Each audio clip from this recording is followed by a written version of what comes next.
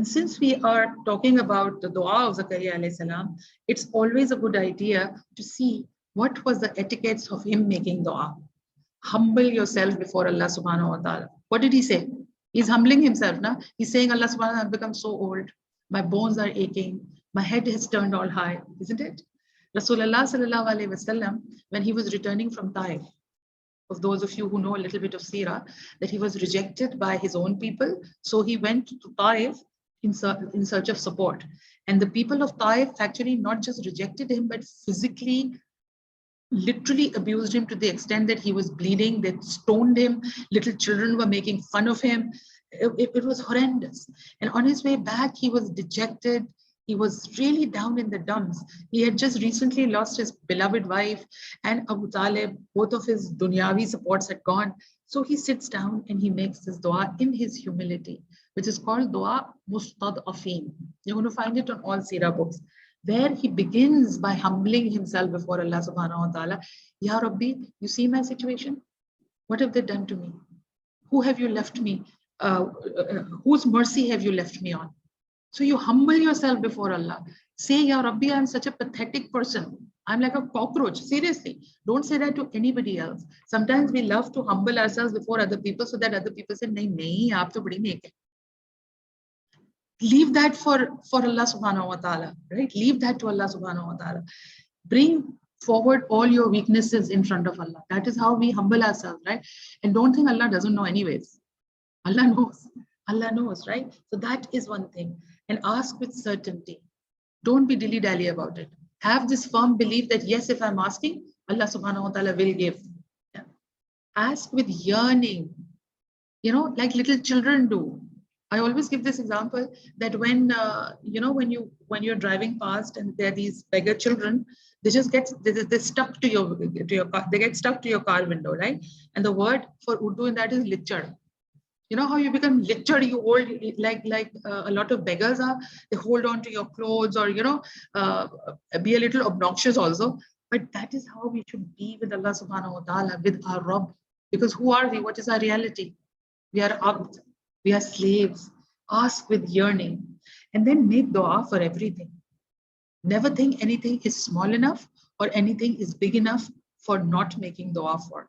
And that is the sunnah of the Sahaba, by the way. The Sahaba used to ask for just about everything that you can think of, right? Literally, even if their shoelaces were not there, they would ask Allah subhanahu wa ta'ala. One narration says that there was no salt less salt or no salt in one Sahabi's food. He asked Allah subhanahu wa ta'ala for salt. Now, us skeptics might make fun of that, but that is a reality. It is only Allah who will put that chaat ka masala in your fruit chaat today. Quite seriously. Ask Allah subhanahu wa ta'ala. I remember many, many years ago, I don't know what time it was, something, and I wanted to have meethe chawal. I'm not joking. Meethe chawal in English, I don't know how to translate it. Wanted to have meethe chawal, and I was like, I think my mom remembers that. And I was sitting there in this, I wasn't even making like conscious dua. I was just sitting, hey, meethe chawal. And actually, it was unbelievable. Actually, the bell rang, and somebody from the neighborhood actually said meethe chawal. This is not an exaggeration that's happened. And I'm sure you guys must have witnessed these kind of things, that you're yearning for something and not even articulating it properly. Sometimes the law of yearning is something that we can't even we can't even find the vocabulary. We can't even find the words. But Allah knows now what that heart is yearning for. And then it happens. And then it happens. And our ungratefulness is such that instead of saying, Alhamdulillah, Alhamdulillah, Alhamdulillah, we say, Haye, main kuch aur hi maang leti. Don't we say that? 9 out of 10 times we say that. Wish I had asked for something else. Don't think that a wish, relatively in our eyes being small, like that meethe chawal, coming to you just by your yearning is anything small. It is a gift from your Rabb. It is a gift from your Rabb. So don't be so ungrateful or say, I wish I had asked for like this and that. And so many times we do that, right? So may Allah subhanahu wa ta'ala save us from that. And have a private conversation with your Rabb. Have a private conversation just like Zakaria alayhi salam did.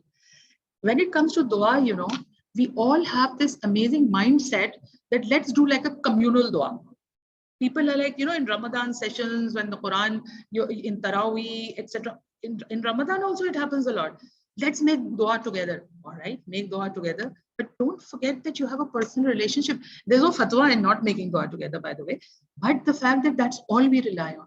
We think that we are going to have like a band of people who are going to pressurize Allah subhanahu wa ta'ala to listen to that dua. That is what our mindset is all about. That if so many of us are going to do it, that Allah will have to listen. Hello? You don't understand who Rabb is, and you don't understand who Abd is. And can you imagine this talking privately, this private conversation with Allah subhanahu wa ta'ala can go on at any given point in time. The beauty of dua is that it is not formal. It is not formal. It is not formal worship. You don't have to make wudu. You can be in any state, right? For example, for women in Ramadan, when you are menstruating and you're not fasting, you always get panicked. Oh, now, I'm going to miss 1 week, 8 days or whatever. Make tons and tons of duas. That's not a problem at all. Make as many duas as you want in whichever language that you want. Yeah, Allah knows all languages. But making duas from the Quran, the Masnoon duas of Rasulullah sallallahu alaihi wasallam, alhamdulillah, the meanings are so beautiful and so vast that even if we use our own words like 5 million times, we would not be able to catch the gist of it. But again, that doesn't limit us, because dua is between Abd and Rabb, and it could be anything. As long, of course, Rasulullah sallallahu alaihi wasallam has said, as long as you do not make dua for something sinful or something severing, blood ties or something dodgy, obviously, So make dua to Allah subhanahu wa ta'ala, have a private conversation, and doing that, increase the remembrance of Allah subhanahu wa ta'ala. Ya Hayyu Ya Qayyumu bi rahmatika astaghith. With the remembrance of Allah subhanahu wa ta'ala constantly. Yeah, any remembrance, subhanallahi wa bihamdihi subhanallahil azim.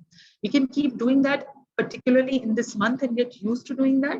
The dhikr of Allah subhanahu wa ta'ala, and then du'as, inshallah, inshallah, inshallah. Rasulullah sallallahu alaihi wasallam has told us, since we are talking about du'as, that there are certain times when du'as are more likely to be accepted, more likely, right? Sometime during Friday, right? The night of Qadr, and all days and nights of Ramadan. And alhamdulillah, we are in Ramadan and it is Friday. Alhamdulillah, alhamdulillah, right? Day of Arafah. During rainfall, it was raining, yeah? Yesterday it was raining, alhamdulillah. When breaking your fast, we are in the month of fasting. Make your sincerest dua, the most heartfelt dua, when you are actually breaking your fast. Because, Allah subhanahu wa ta'ala has said, right, that there are going to be 2 joys for the person who fasts, for the Sami'un. One is when he gets the reward in Jannah, inshallah, which is a surprise. Allah hasn't said what it is. And the other is when he breaks his fast. So when we break our fast, it's not just the first sip of water or sharbat or tea going in, but it's also, that is the time for acceptance of prayer. It's just like, a slave has worked hard all day long, a servant has worked hard all day long, and it's time for getting your remuneration. So we should not forget this at the time of, because sometimes we are so concerned about thanda sharbat and garam samosa that we forget that this is the time for making dua. Do the thanda sharbat and garam samosa while making dua, inshallah, inshallah. While you're traveling, that is another time that Rasulullah sallallahu alaihi wasallam has told us, in prostration, in sajda. Right? Allah subhanahu wa ta'ala, most likely, yeah. And end of salah. These are some, there are more as well.